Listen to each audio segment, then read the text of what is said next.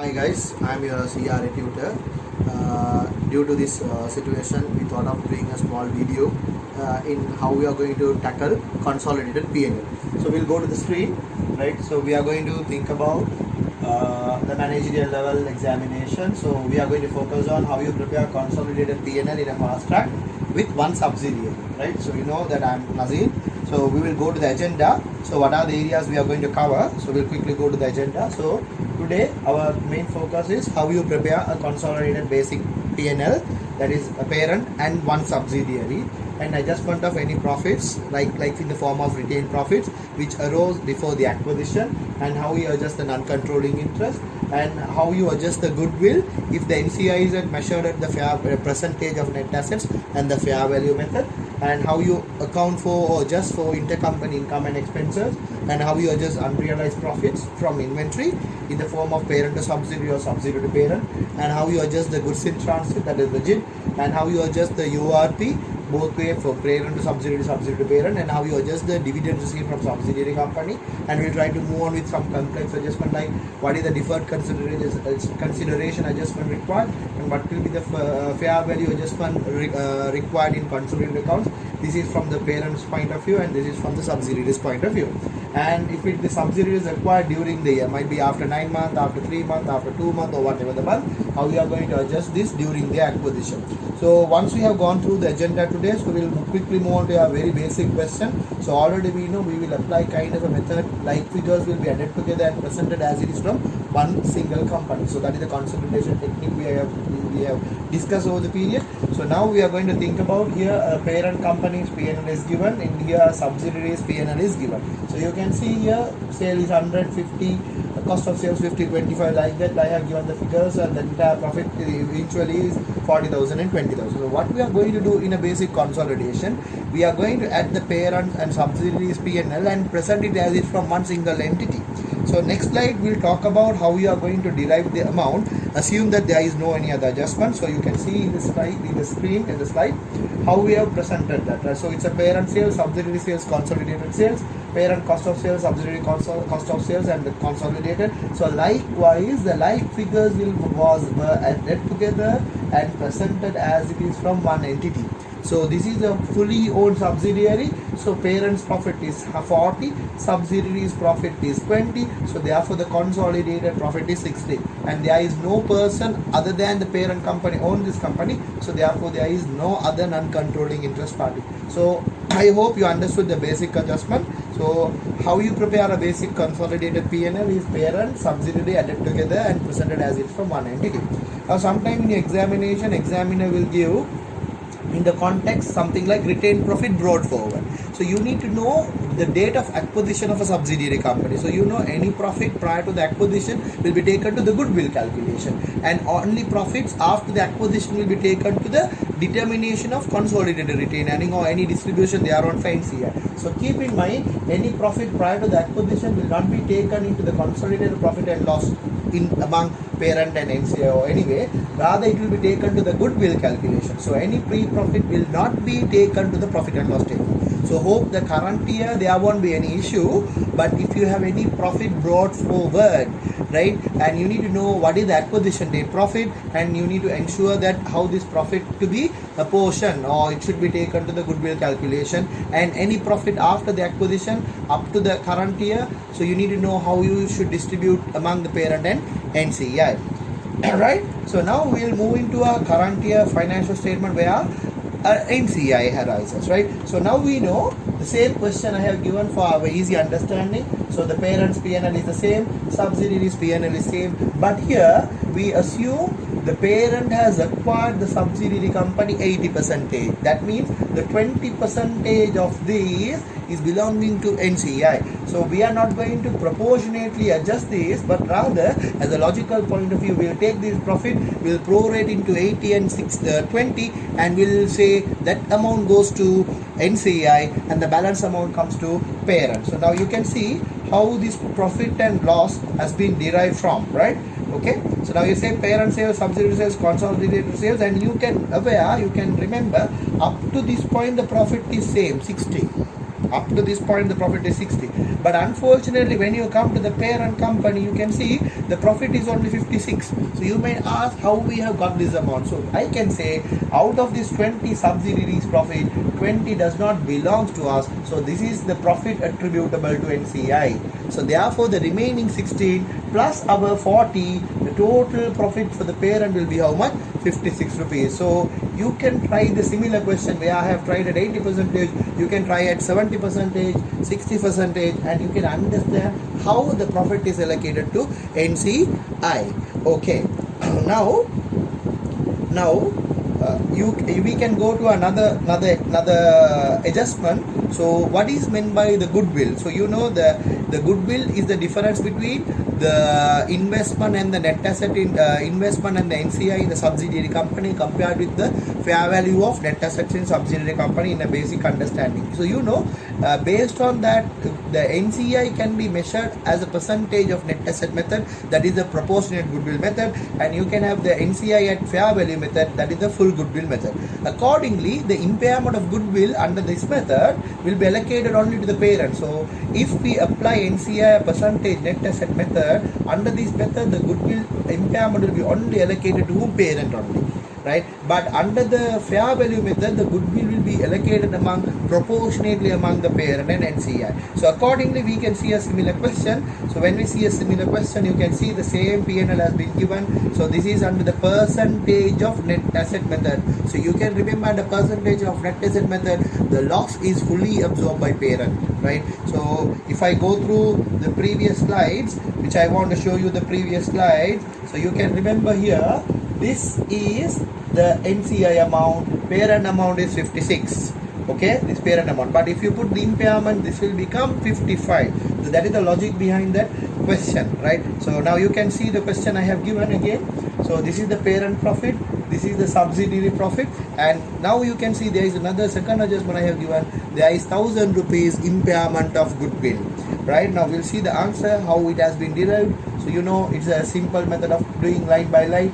So parent, subsidiary, consolidated cost of sales, consolidated gross profit, consolidated other income, had been selling. Now you can see there is a new thing comes in, impairment of goodwill. So you can see the method, this is a percentage of net asset method. So therefore the entire amount should be absorbed by parent.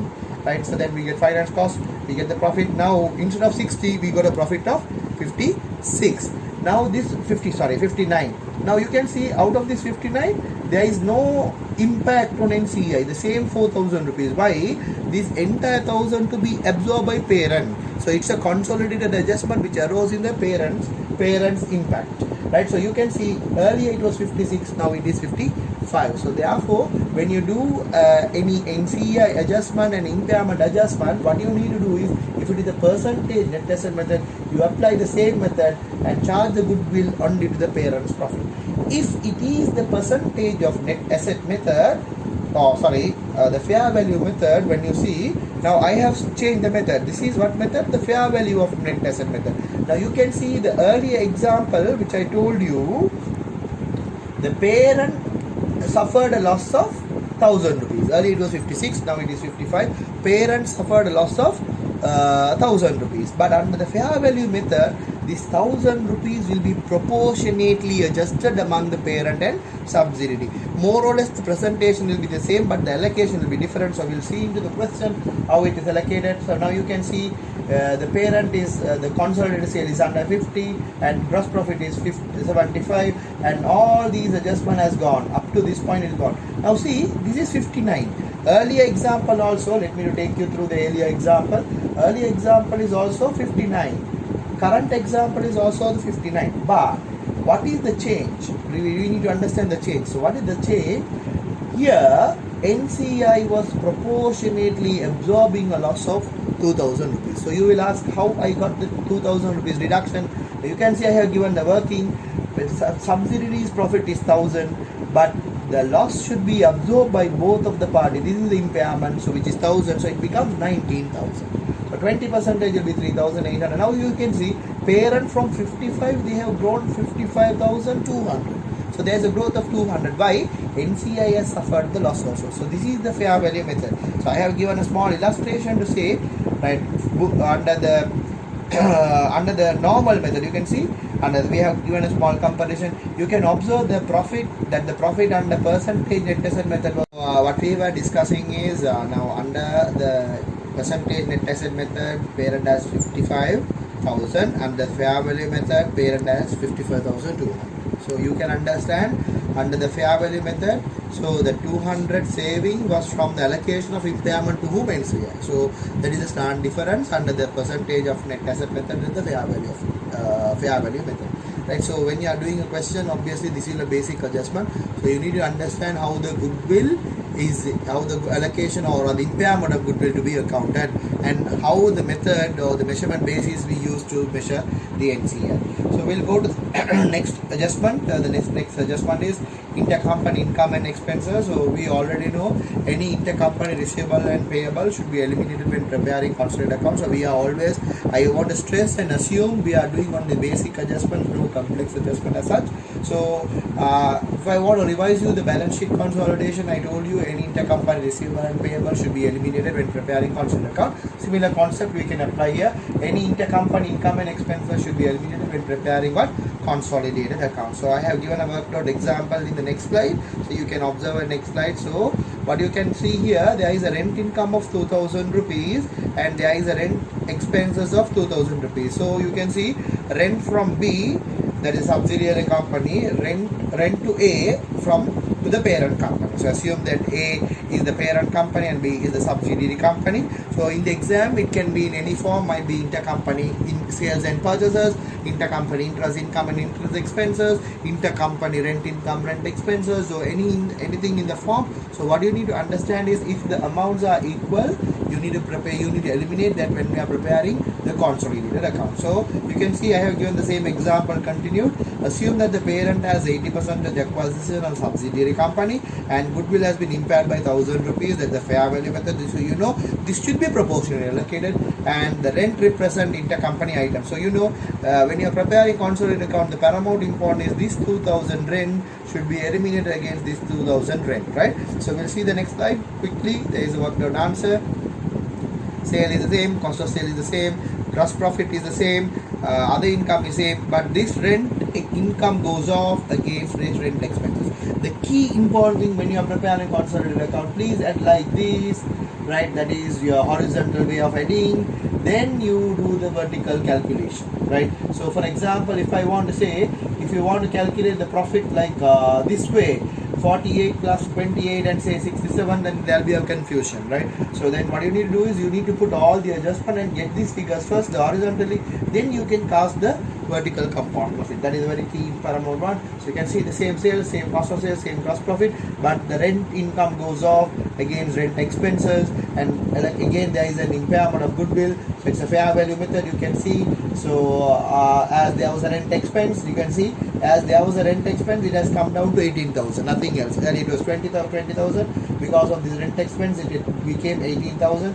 So I say 18,000 minus 2,000, so it is 20%. So it will be 3,400 rupees. So 59,000 is the total profit. So you can see this profit is the profit. Even you eliminate 2,000 should the same. So there is no rationale. You record individual these incomes in the consolidated account. So but there was 1,000 rupees impairment of goodwill, so it became 59,000. So there is an allocation for the NCI part, and the remaining amount will be the parent part. So it's very simple term. You can remove intercompany income and expenses. So next slide I have given intercompany sales and purchases, a similar way of doing it. Under this method I have given on the cost method, you can see the same question. No rent income, no rent expense, but here the example, P has sold 5,000 worth of goods to S at cost price. So there won't be any other adjustment. So you can see, so it stood at 40,000 and 20,000. So you can see in the next slide, same way of doing it. I hope this is a percentage net asset method, so you can prefer. So the goodwill is impaired by 1,000 rupees. It's a percentage method, net asset method, right? So we'll see the answer. Right, the same sales. Now here we have seen the sale has been removed by 5,000 rupees. Parent sales, subsidiary sales, but there is a removal of intercompany sales. So 145,000 parent cost of sales, subsidiary cost of sales, there is intercompany removal of 5,000, so it became 70,000 and 145,000. So gross profit is same, 75,000. So there is an impairment, so you had 59,000. So this is 4,000, should say same as it is.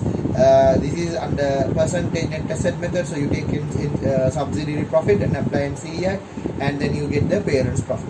So in this context, earlier context, we have seen rent income and rent expense. Under this context, we saw intercompany sales and intercompany purchases. So now next slide or next adjustment, what I want to talk about is unrealized profits on inventories, right? Wherever the parent or subsidiary is selling any goods within the group, any profit margin kept on that item will be considered as unrealized profit. So I have already explained you some precondition to do URP adjustment. The first precondition, there should be a sale between the group of company, and that part should be kept on your closing stock as unsold, and that item should be sold at a selling price, right? It should be either margin method or markup method or whatever method we have already discussed. So any profit margin within the group of companies considered to be unrealized until such dispose out of the group, right? So any sales of goods with a margin and unsold at the year end will be considered for what? URP. So those are the two preconditions. So you know, if parent is selling, what you need to do is you need to add that to the cost of sales, because the closing stock was overvalued. So therefore you remove the unrealized profit margin by adding to the cost of sales. So you know, there is a negative relationship between cost of sales and closing stock. So closing stock will increase, cost of sales will come down. So therefore overvaluation of closing stock has understated the cost of sales. So you neutralize it, right? Some people, what they do is they separately put a URP adjustment and eliminate that. Both will be the same.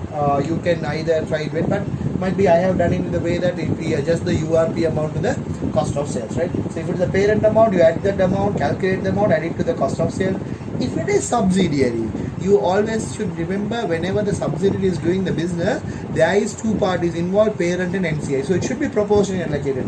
It will be added to the cost of sales and deducted in NCI calculation. So I have given a small example for us to understand. So the same set of accounts, sale I have given, cost of sales I have given, everything I have given accordingly. And you can see acquisition rate is 80%, NCI is also percentage of net asset. Now see here the third example.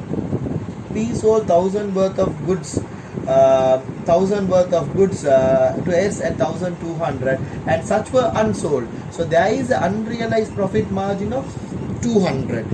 Now who is selling? The parent is selling. So therefore parent's profit is 40.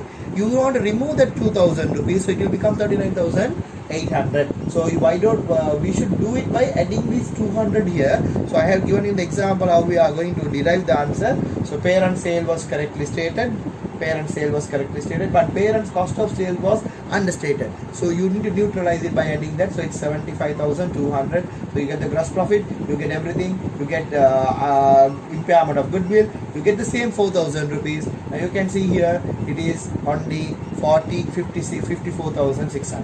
Why it was 54,600? Because you know there is a 16,000 come from here, there is some amount of amount come from here, and there is a URP also, impairment also you should adjust. If I want to illustrate it, you can take your calculator and see 40,000 minus 200, it will be 39,800, minus another 1,000, that is the impairment, so it will be 38,800, and you need to add 80% of this profit, which will be 16,000, so it will end up to 54,800. I'll repeat, 40,000, URP is 200, 39,800, deduct another 1,000, 38,800, and add your 80% holding, that is 16,000, so it will become 54,800.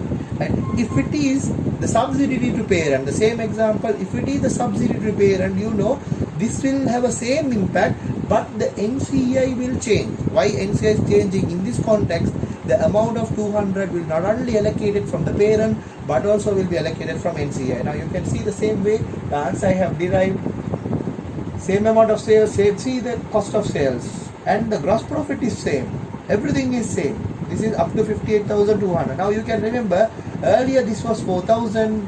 Now here it is 3,940. Why? 200 into 20 percentage, 40 was deducted. This is deducted from what company? The subsidiary company is NCI. So as the sale is from subsidiary to parent, this should be adjusted accordingly. Sorry, the heading was parent to subsidiary, but it should be changed as subsidiary to parent. So keep in mind, this should be subsidiary to parent. That is the illustration I had given. So it became 3,960. So therefore the parent profit has increased by 40 for 54,840. So I have given a small to come back and start it back again. So under the parent sales, the profit was 54,800. So as you see, P to S sales, parent's profit was 54,800. But under S to P, subsidiary to parent, the profit was 54,840, increased by 40 rupees. So that means the NCI absorbed the loss of URP. So keep in mind, any adjustment from S will always affect the NCI. So you need to keep that thing in mind. So as the time is very limited, so I'm just giving a basic idea on consolidation. So you need to do in detail to do that adjustment. So we have already come across GIT also. I have not given illustration how we are going to sort it out. So what is in my GIT. One party has sold the goods and other party has not accounted as their inventory, so it's still in transit. So what you need to do is, when you are preparing consolidated account, you need to account that, unless otherwise elimination of intercompany and income and expenses in the form of sales and purchases will not be the same. So therefore what you need to do is, you need to remove the intercompany sales and purchases. You need to have an equal amount. You need to record that as purchases and closing stocks from either from parent to subsidiary or subsidiary to parent, right? So might be your convenience, you can adjust it from the from the parents books or subsidiary books, so you can adjust accordingly. Then the key point in GIT as well is, if the goods are sold at selling price, you need to adjust the URP also. So the URP include the item unsold and item still in transit, right? So keep in mind. So I have given the double entries, and when we are doing the balance sheet also, we have given a lot of double entries also. So you can refer the balance sheet consolidation, and you can see how the double entry to be incorporated in the P&L also. So keep in mind, if parent says a sale of 5,000 rupees, subsidiary might say a sale purchases of 4,000 rupees. So that means the 1,000 is goods in transit. So you need to account that in the form of purchases, and you need to account that in the form of what? Closing stock. Why? If subsidiary receive that goods, it will be the purchases, but unfortunately that has not been sold, right? So it should not affect the cost of sales, because it is not it's still an unsold item. So you record as the purchases, you record as the closing stock. The main element part is that the GIT, if it is sold at a margin or markup price, you need to require to adjust what? URP adjustment. So you can go through the note which I have given, and the balance sheet also. So it can be from both way, parent to subsidiary and subsidiary to parent, right?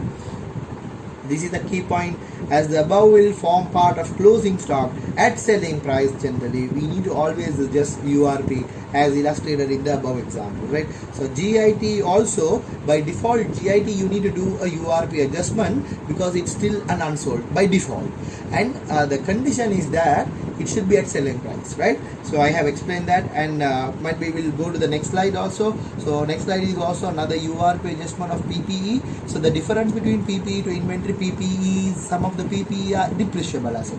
Not all, might be land. Some instant will not be land is not a depreciable asset. In some instant it could be, right? So but you keep in mind, if you are selling any property, plant and equipment, that is a depreciable asset. So for example, if I want to illustrate, parent is selling a 5,000 rupees plant at 6,000 rupees, parent will have a URP of 1,000 rupees. But unfortunately, the PPE is form of what? Depreciable asset. So subsidiary, you need to be very careful. There will be an excess depreciation. So I have illustrated in this, similar to PP inventory, PP disposal within the group will also have an impact on P&L.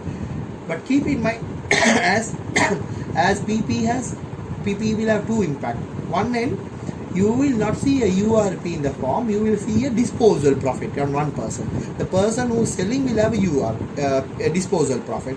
So the person who is using will have excess depreciation. So if you say, if parent will have URP, what is the double entry you need to do? So say I have given an example. As PP is a depreciable asset, there will be an impact as well, right? So as an example, I said, if parent is selling to subsidiary, parent will have a disposal profit. which is an unrealized profit. So what you need to do is remove the disposal profit from the parent, and you need to credit to consolidated PPE because PPE was overstated. On the other hand, subsidiary started to depreciate. Therefore, what you need to do is you need to debit the consolidated profit and loss, credit the depreciation expenses. It can be any caption item, admin or selling, or you can say it's a post profit, right? So might be it's a depreciation expenses, right? Can be cost of sales, admin or selling, whatever the caption matter. So what you need to do is you need to understand the PPE requires an additional way, that is additional requirement. Additional requirement is adjusting the excess depreciation, right? So you need to remove the URP. Always the selling person will have URP, but the key point is you won't see a URP, you will see a disposal profit. So that disposal profit is unrealized profit, and you need to adjust it. If subsidiary is selling, so next slide I have given subsidiary. If subsidiary is selling, subsidiary will have a URP. So in the form of disposal profit. So you need to eliminate from subsidiary books the URP, and for parent you need to do the adjustment for what? Excess depreciation. Right? Sorry, this should be changed as parent will have an excess depreciation because of the time constraint. I had to be faster, so that's the way. Right. So I have given a small illustration for you to understand. So let me to take you through very slowly. Say parent is selling a PPE worth 15,000 at 20,000. So there is a disposal profit of 5,000 rupees. There is a disposal profit of 5,000 rupees. On 1st April 2019, where the useful lifetime is 5 years. But the financial year ends on 31st March 2020. So you need to understand P sells 15,000 worth of item at 20,000. So there is a disposal profit of 5,000, which is the unrealized profit. Right? Then if you see the subsidiaries book, subsidiary will have an excess depreciation. Why? They have depreciated 20,000 divided by 5 years, which is 4,000 rupees. But in the group context, once you adjust this URP of 5,000 rupees, the cost will move from 20,000 to 15,000. You understood my point? I hope so. So therefore, this 15,000 divided by 5, it will be the 3,000 rupees. So subsidiary incorrectly depreciate on the inflated price, but the correct price to be this one. So therefore, because of the inflated price, there is a 1,000 rupees reversal of depreciation. Keep in mind, this is a reversal of depreciation. Expense comes down, profit increase, right? So therefore, I hope you have understood the illustration. So we'll see how it is depicted in an illustrative question. So the same question I have given. Now it's parent is selling to subsidiary. Parent will have URP, subsidiary will have excess depreciation. Assume parent is acquiring 80%, NCI is at percentage method. See, on 1st April 2019, P sold an AC plant worth 10,000 rupees for 12,000 rupees. So there should be a disposal profit of 2,000. Track it where? So disposal profit is 2,000. This profit is unrealized profit. You need to eliminate. And the useful lifetime is 5 years. So you need to prepare the account 31st March 2020. Right. So we'll quickly go to the question. You can see now the same line by line consolidation. I have not given complex adjustment. Now you see this disposal profit. This disposal profit is eliminated. Why this disposal profit is eliminated? This disposal profit is an unrealized profit removed from the parent's books. This has gone off, knocked down. But you can see there is another 400 rupees adjustment comes in. So you will wonder, what is this 400 rupees? 400 rupees is the excess depreciation. If you take out with your calculator 12,000 divided by, I hope so it is for 5 years, right? So yeah, 12,000 divided by 5 years, it will be 2,400, and 10,000 divided by 5 years, it will be 2,000. So there is an incremental depreciation. We have charged 400 because of inflated price. So because of this inflated price, subsidiaries admin cost should have been 2,600, but it has been now 3,000, right? So we remove 400. So see, the cost is reduced from 8,000 to 7,600. Because of this reduction of this cost, the profit in subsidiary has increased from 20,000 plus 400, 20,400.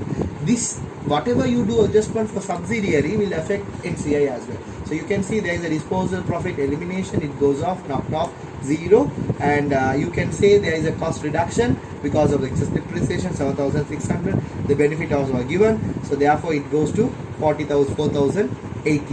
Right, so then you will add up that amount, so then it will become 55,320. So it's a line by line consolidation. I repeat again, you add this way horizontally all the figures, then you do the vertical addition. Right, so when you do that, it will be correct. Now you will wonder, sir, this is 42,000 with this 2,000, and you have removed this 2,000. That's what I said. The logic is you add horizontally, then for this you add the vertically. So then all these adjustment will be captured. So now here 59,400 is ultimately the amount of profit what you earn, the real profit, right? So therefore keep in mind that is how the adjustment to be done with. So we have adjusted the URP, it goes off, so the profit comes down. Now I will do a small maths for you also. 42,000 plus 20,000, so it should be 62,000. To make you a small maths, you remove this 2,000 rupees, so 62 minus 2, it's 60. You add this 400 rupees by this expenses reversal, so it is 60,400. You remove this impairment, 59,400. So this is a 59,400. That's what I always want to add horizontally, then to the vertical addition, right? So you keep in mind, again I'm recapping, take your cal and see 42 plus 20, it should be 62. Then you take your cal, there is a URP of 2,000, 62 minus 2, it will be 60. There is a excess depreciation addition, 60 plus 400, 60,400. There is an impairment of goodwill expense, 1,000, 59,400. So this is the amount. Then you need to prorate it and allocate it. And next slide, what we want to discuss is very simple adjustment, is the dividend. So we can remember, as we are consolidating the subsidiaries profit, any intercompany dividends should not be considered and it should be ignored. Unless if you put this dividend, it will lead to double counting. So therefore guys, keep in mind, we have discussed extensively the dividend adjustment in our classes in the form of balance sheet. So if you see subsidiaries dividend, you keep in your mind, as we are adding the profit for the profit before tax, dividend is paid on the retained profits, or might be you add the opening retained earnings plus during their profit, then you pay the dividend. So keep in mind, our P&L will stop at profit after tax, right? So if it is stopping at profit after tax, what you need to keep in mind, that assume that profit is the profit we divide into two, how much the dividend we paid, how much the retained earning paid, right? Retained earning kept, right? So therefore keep in mind, if you are considering PAT, profit after tax, if you are consolidating, you automatically getting the dividend. So therefore don't consider any dividend from subsidiary company, please ignore that, right? So as we are consolidating the entire profit of subsidiary company, might be allocating some portion to NCI, any dividend received from the subsidiary company and accounted in the other income, that is very key. You can see from other income, in the parent should be disregarded, you need to remove when preparing consolidated account. So I already explained you are adding the absolute amount of profit of subsidiary company, adding the dividend will lead to double counting. So dividend is a distribution out of profit, so what you need to do is you need to disregard it. Might be the bit of a complex adjustment which I have not seen much on the practical aspect of the past papers. So you can see there is another complex adjustment. We do a deferred consideration, so that means the payment will be made on the due period after meeting certain targets and the condition. So you know the payment in the future is always having a present value adjustment. So the difference between present value and future adjustment will be considered as interest adjustment. So so you need to accrue that interest in the consolidated accounts if there is any deferred consideration. The interest arising on deferred consideration should be considered as an additional expense in the consolidated profit and loss account. So you need to work out the maths, and these are parents' expenses you need to allocate. How to calculate, that is a problem. So assume you are going to pay 26,620 in 3 years time, where the cost of capital is 10%. So how you derive the dividend? So if you work the present value of this amount, the present value of the deferred consideration will be 20,000, but you are promising to pay 26,000. So year by year there is an interest of 2,000 rupees. It's a cumulative factor. So 22,000, another 10, 2,200, 22,000, another 20,000, another 2,000, another 2,200. It will be 2,420. So if you work the maths, 20,000 plus an interest 22,000, another 2,200 interest, it will be 24,200, another 2,420, it will be 26,000, might be 620. So you know, year by year when you are preparing P&L, first year there is an interest expense of 2,000, second year there is an interest expense of 2,200, third year there is an interest expense of 2,420, then it will be settled off, right? So that is a more toward a complex adjustment. So I have given another example on a deferred consideration. So I have given for easiness the math, there is a deferred consideration 1,000. So obviously 42,000, there will be a drop of another 1,000 rupees. So you can see in the accounts right? So I have given a disposal loss also, unrealized profit, same sales, same cost of sales, same gross profit. So there is a disposal profit, it's an unrealized profit we removed, earlier discussed, and there is an excess depreciation we have adjusted, there is an impairment of goodwill we have adjusted, and now see there is an additional expense of deferred consideration 1000. So this is an expense which affects directly to the parent. So you can see here the profit is 54,000, earlier the profit was 55,000. So let me to take you through the previous slide, the calculation.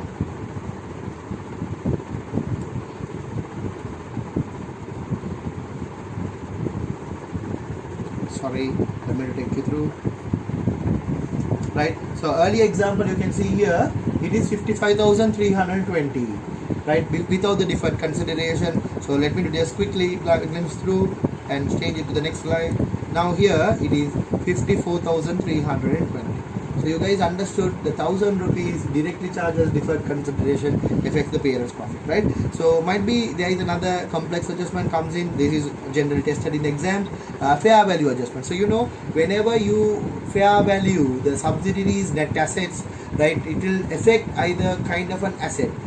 If it affects a non-depreciable asset, there will not be any consequence, you can ignore it in the P&L context. But if there was a fair value adjustment applicable to a depreciable asset, right, you need to consider any depreciation in the current year profit and loss, right? So for example, you have subsidiary had a PPE, we'll say subsidiary had a land, or we'll say building, 10,000 rupees, but you have fair value to 12,000 rupees. So there is a 2,000 rupees revaluation.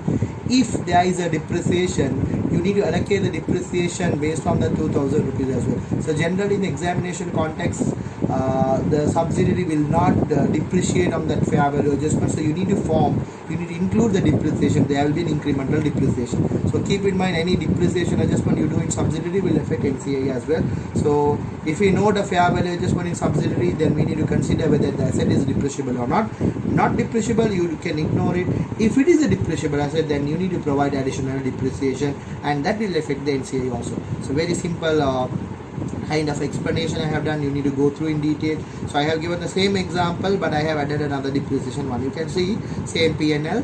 I will maintain a uniformity for you to catch it, this one. So you can say 80% percentage net asset method. So there is a URP on PPE, there is a deferred consideration. Now you can see there is a there is a fair value depreciation you should provide in subsidiary company. So when you provide that in subsidiary company, then you provide in the subsidiary company, then you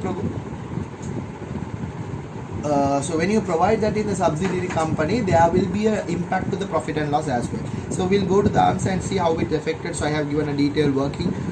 So you can see now now I am repeating the same so you can understand. So we remove the URP on disposal. We have accounted the impairment of goodwill. We have put deferred consideration. Now you can see here there is a reversal of depreciation because of excess depreciation. There is an incremental depreciation. Now see, this is 7,100. Why it is 7,100 compared to 8,100 compared to 7,600? There was a depreciation which was not provided by subsidiary company. Subsequently, you have provided in the group accounts, right? So now you know 500 plus 400, 500. So there is 8,100. So you can see here the NCI is also getting affected because of this. For 20,000 plus 400, the reversal of depreciation, there is a depreciation and 20% that comes up to. Right, so I have given a detailed formula how you got that also. Might be the last example in relation to the consolidated accounts is during the year acquisition. So if you acquire subsidiary during the year, might be not on 1st April, might be 1st of May or 1st of June, 1st of July, after 3 months, after 6 months, after 9 months, whatever the form. What we assume in the examination context, the income and expenses accrue evenly, proportionately, right? So based on the assumption, what we do is, if the subsidiary is acquired during the year, we should consolidate proportionately to the number of months, right? So we said that income and expenses accrue evenly, and we do. Keep in mind the key point, which I always noted, any transaction prior to the acquisition will not require an adjustment in the consolidation. I am just explaining a very simple way of explaining this. So keep in mind there is no complex adjustment I am explaining on this. and that might be subject to some adjustments, right? So keep in mind, if you are acquiring, if you have any transaction prior to the consolidation, there is no requirement of doing URP adjustment or anything, because it's a realized profit, right? So any transaction before consolidation will not be requiring any adjustment, but post consolidation you need to do an adjustment, right? So I have given a very simple example here, right? So you have the questions, same PNL. P acquired 80% of S on first 10, right? That is April, May, June, July, August, September. After 6 months only you have taken on first October. So October, November, December, January, February, March, you need to only consolidate for 6 months. So income and expenses accrues evenly. So when you see these, right, the key point figure is, right, you can see here, parent we have taken fully, subsidiary we have taken proportionately, 6 months out of 12 months, 6 months out of 12 months, 6 months out of 12 months, everything we do proportionately, so that we end up with 10,000. So in simple term, 50,000 is 40,000, and 6 month profit of subsidiary company 10,000, so it will be 50,000. So you see here NCI also consolidated proportionately, 20,000, 6 months out of 12 months into 20%, 2,000, so therefore you get 48,000. So guys, what I want to emphasize is, I have taken the basic examples, I have taken the basic example in the context, and I have given you around 11 adjustments for you to understand, and I have spoken in a very basic way for you to grab it, because unfortunately this situation I can't explain you further questions, further clarification. So you can see this video, and if there is any clarification you can just buzz me over the WhatsApp, so I will be able to help you out. So I hope you can do better in the exam. I wish you all the best to face the exam in a very confident manner, and just call me for any clarification. Thank you.